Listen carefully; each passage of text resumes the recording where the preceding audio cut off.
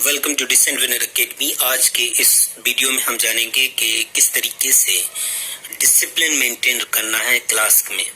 देखिए, एक टीचर के लिए ये हमेशा से एक चैलेंजेस रहा है कि जब अब वो टीचर क्लास में पढ़ा रहे होते हैं तो उस समय कुछ नॉटी स्टूडेंट, कुछ ऐसे स्टूडेंट जो एक्चुअली पढ़ना ही नहीं चाहते, उनको सिर्फ क्लास में आना है और डिस्टर्बेंस क्रिएट करना है। तो ये वीडियो स्पेशली उन बच्चों को हैंडल करने के लिए है कि जो नॉटी स्टूडेंट है, देखिए जो पढ़ने वाले स्टूडेंट है उनको आपको सिंपली कुछ भी वर्क दे देना है, या जो कुछ आप पढ़ा रहे होंगे तो वो बहुत ज्यादा ध्यान से सुन रहे होते हैं और अपना वर्क कंप्लीट करते हैं। लेकिन हमें कंट्रोल उन बच्चों पे करना है जो बच्चे पढ़ना ही नहीं चाहते या सिर्फ क्लास में एंजॉयमेंट के लिए आते हैं। तो ये मैं कुछ बेसिक ट्रिक्स हैं और जो मैंने इम्प्लीमेंट भी किया, और डेफिनेटली कहीं ना कहीं आप भी अगर इनको इम्प्लीमेंट करेंगे तो क्लास में डिसिप्लिन मेंटेन कर पाएंगे। तो हम जानेंगे किस तरीके से डिसिप्लिन मेंटेन करना है। देखिए, पहला पॉइंट आपको याद रखना है, keep engage with study and activity. Always याद रखें, स्टूडेंट को आप इंगेज रखें। जब आप क्लास में पहुंचते हैं तो आप किसी भी मोमेंट स्टूडेंट को फ्री ना रखें।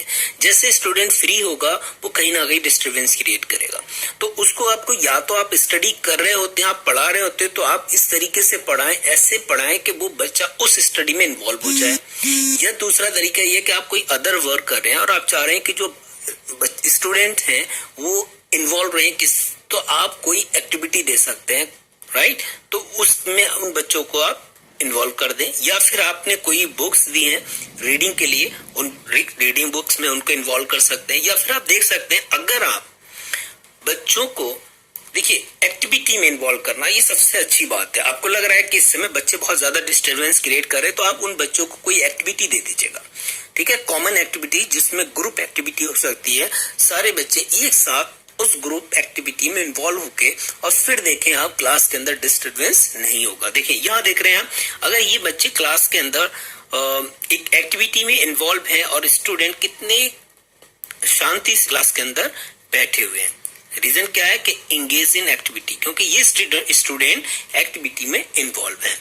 अगर हम दूसरी तरफ देखें तो यहाँ देखें आप, ये बच्चे इन्वॉल्व नहीं है। अगर एक्टिविटी में इन्वॉल्व नहीं है तो क्या करेंगे, ये डिस्टरबेंस क्रिएट करेंगे। और आप देख सकते हैं टीचर की कैसी कंडीशन यहाँ पर है, राइट। तो ये चीजें हमको ध्यान रखनी है।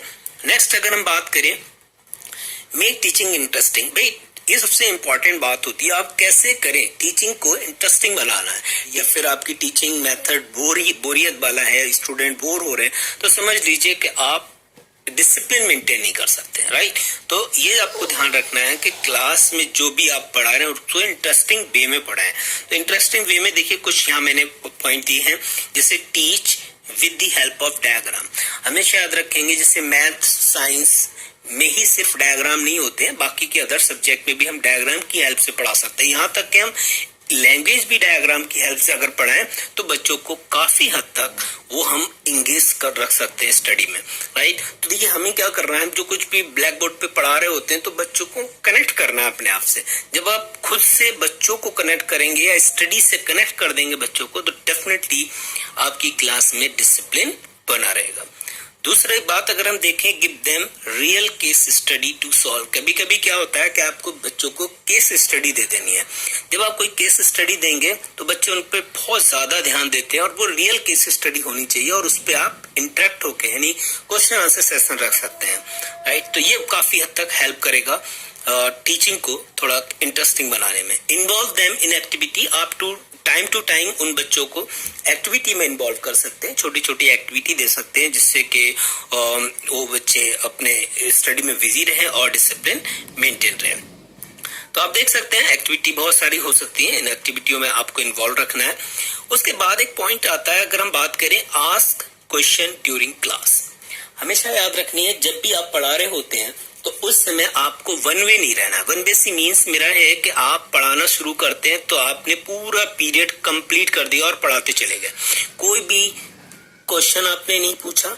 अगर आप बच्चों से इंटरेक्ट नहीं हो रहे हैं, समझ लीजिए आपकी स्टडी बिल्कुल बोरिंग वाली है, तो आप बीच बीच में क्वेश्चन पूछते रहें और ये जानते रहें कि ये बच्चे इंटरेस्टेड हैं या नहीं है। कोई बच्चा मान लीजिए कोई बैठा हुआ है, कोई स्टूडेंट, और वो बिल्कुल स्टडी में मन नहीं लग रहा उसका, तो आप उससे क्वेश्चन पूछें और उससे एकदम से बहुत डिफिकल्ट क्वेश्चन ना पूछे पहले, राइट। तो उससे कुछ आसान सा क्वेश्चन पूछे, जैसे वो उसका रिप्लाई देगा आपको पॉजिटिवली, तो डेफिनेटली उसका क्या होगा, कॉन्फिडेंस बढ़ेगा और अगेन वो आपको बहुत ही ध्यान से सुनना शुरू कर देगा।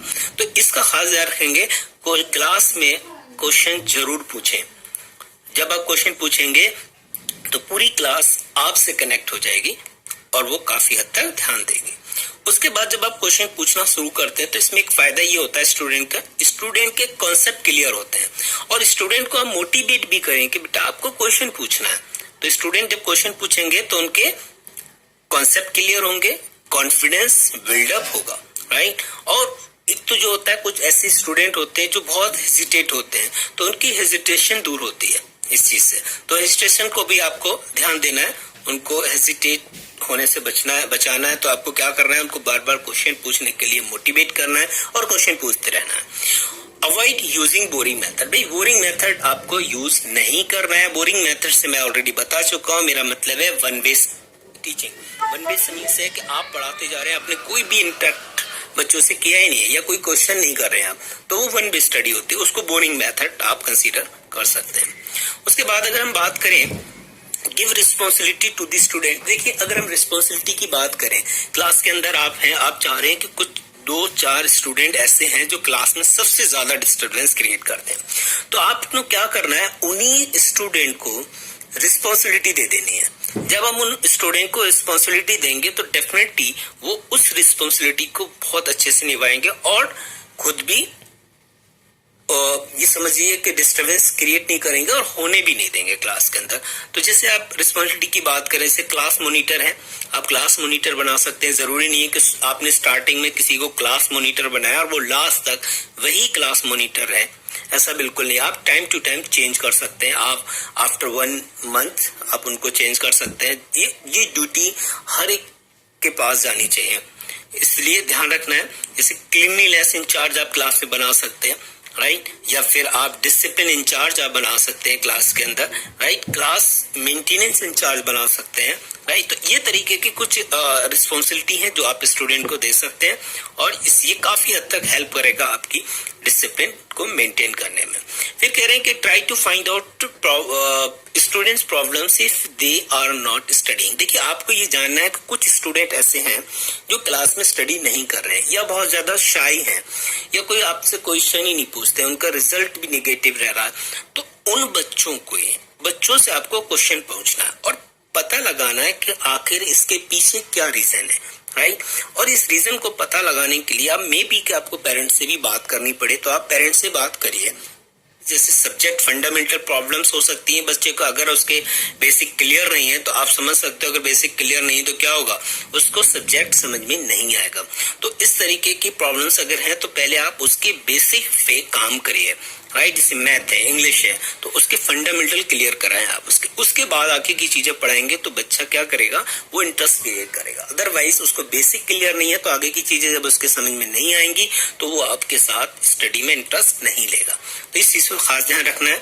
कुछ बच्चे ऐसे शाई नेचर के होते हैं तो उनकी शाइनेस को दूर करना है आपको। तो शाइनेस दूर करने के लिए आप टाइम टू टाइम उनसे बात कर सकते हैं, उनसे क्वेश्चन पूछ सकते हैं, राइट। फ्रेंडली बिहेव करें उनके साथ, जिससे उनके जो शाइनेस नेचर है वो दूर हो जाए, ये राइट।